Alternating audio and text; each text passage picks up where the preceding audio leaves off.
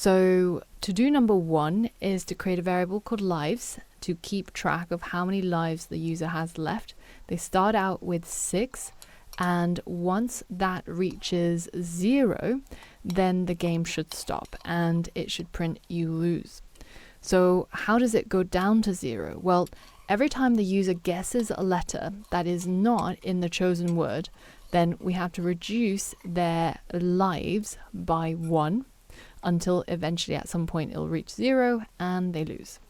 Now finally, we're going to incorporate the ASCII art from this list, which is called stages, that I've added in the starting file for you. And you're going to print it out so that it corresponds to the current number of lives the user has remaining. And you might want to print out the stages using different indices or different positions to pick out different pictures and just get a feel for how they're ordered.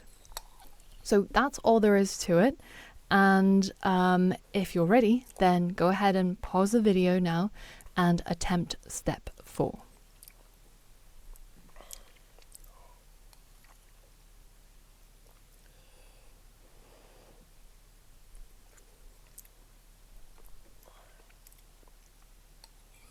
All right, so let's start from to-do number 1.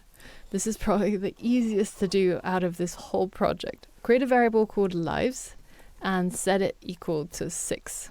That's it, to-do number 1 done. Next, if the guess, so the current letter that the user has guessed based on their input, is not a letter in the chosen word, so it doesn't exist in the chosen word, then we need to reduce lives by 1. Now, you might remember that we have this if elif else statement here that checks to see if the guess is equal to the letter in the chosen word. So by looping through each of the letters and one of them matches the guess, then this section does correspond to when the letter is in the chosen word, but it does not correspond to when the letter is not in the chosen word. So the situation where the user has guessed the letter that does not exist in the word. So rather than targeting the elif and else or messing with this if statement, we can actually simply just write a completely separate statement so that we keep our logic separate and under different banners, and it will probably be easier to debug as well.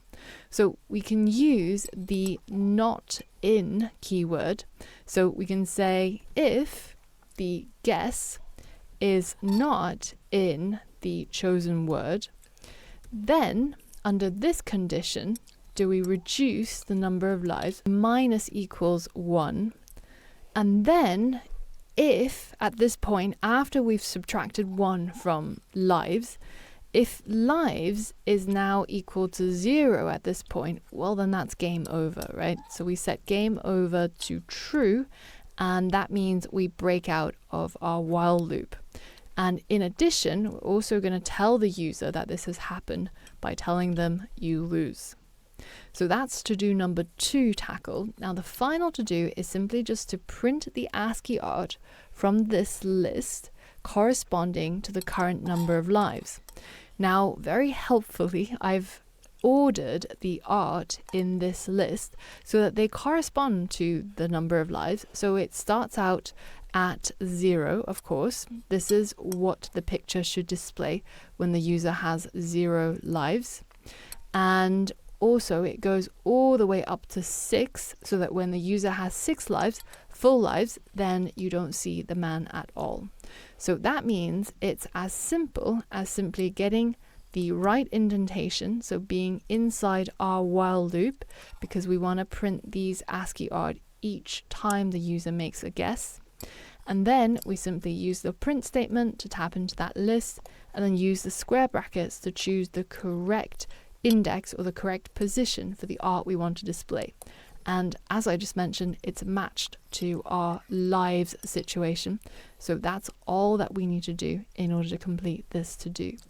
And now if you run this code, you'll see that as long as I keep guessing the right letter, my art remains on this particular picture, which is corresponding to lives equals 6.